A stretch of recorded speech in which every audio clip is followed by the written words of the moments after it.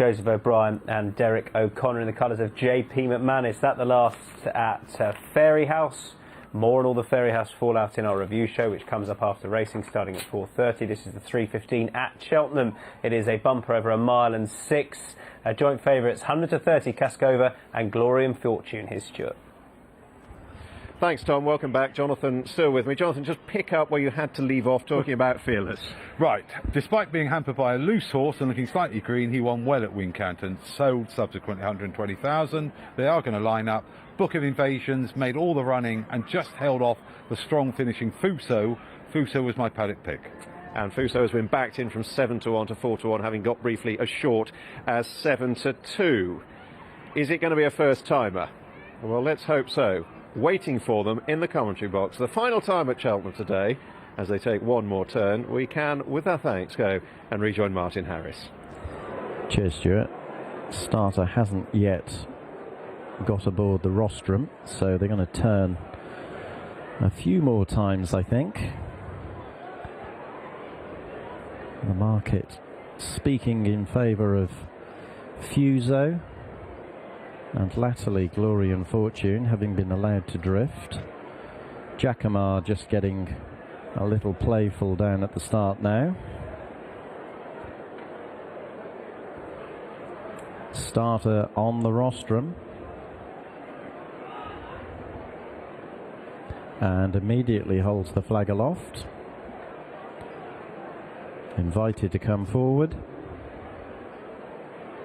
They're off. For the listed EBF Stallions and Cheltenham Pony Club Standard Open National Hunt Flat Race, they're over 1 mile and 5. Calgary Tigers giving the rider a hard time in the early stages, refusing to settle in the mid-division as Fearless and Book of Invasions cut out the early running at a very steady tempo. Cascova tracks them, having settled nicely in company with Fuso, then follows Riplet, then Calgary Tiger, who's racing with his head in the air and keen to go a lot quicker than Jerry McGrath is letting him at the moment. Glory and Fortune has settled in the last quartet ahead of Devious Dick's Dame and Jacamar, and Handsome Samson is switched off last of all. Safely around the first turn, Book of Invasions now a length in front of Fearless. Cascova and Fuso run third and fourth. Then follows Riplet, who's now starting to take a keen hold. Calgary Tiger refuses to settle in front of Glory and Fortune, Devious Dick's Dame and Jacamar, and Handsome Samson remains the back marker. Racing towards the last mile, and it's Book of Invasions on the inside of Fearless. Cascova tracks them in front of Fuso, then Riplet and Calgary Tiger.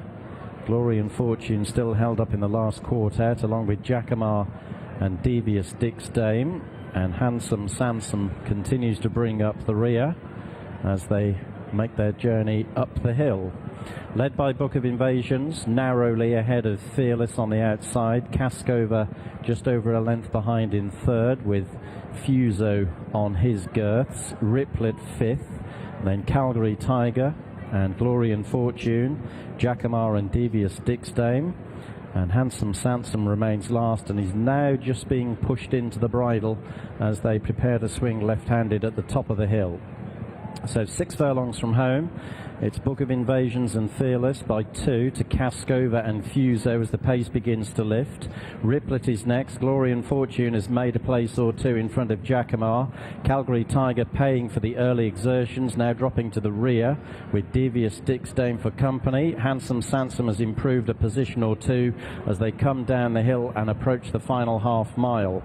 Fearless in the light green and Book of Invasions remain the front pair. Cascova, Fuso, Glory and Fortune and Riplet are all in touch. They're about 3 lengths clear from Jacamar, who's now been left behind, and the others are struggling. Less than 3 furlongs to cover in the finale. Fearless from Book of Invasions, Cascova and Fuso right behind, then Riplet and Glory and Fortune, and 3 lengths to Jacamar as they level for the judge. Just over a quarter of a mile to go. Fearless is just in front of Fuso, trying to get through on the stands rails. Book of Invasions still there pitching. Now Richard Johnson produces Glory and Fortune Fortune. Cascover are over on the inside with a chance as well. Just over a furlong to go. Glory and Fortune has gone to the front. Cascover coming after the new leader. Fuso's had to switch, then follows Book of Invasions. It's Glory and Fortune beginning to power away in the final 100 yards under the champion jockey. Glory and Fortune for Tom Lacey won it well. Cascover for second, to the judge for third,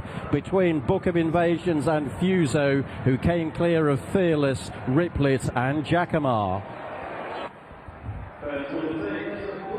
It's a winning debut for the Tom Lacey train, Glory and Fortune, in the hands of champion jockey Richard Johnson. OBE returned at 7-2, having opened up market leader, got as big as 9-2 just before the off. Perhaps a reaction to the signs of immaturity that he showed in the parade ring, but he's given all the right signals in the race itself, John. Hasn't he just? That's some effort to win, beating previous winners at level weights on your debut, and clearly the early signs in the betting were correct, because in the end he's won it with proper authority, hasn't he?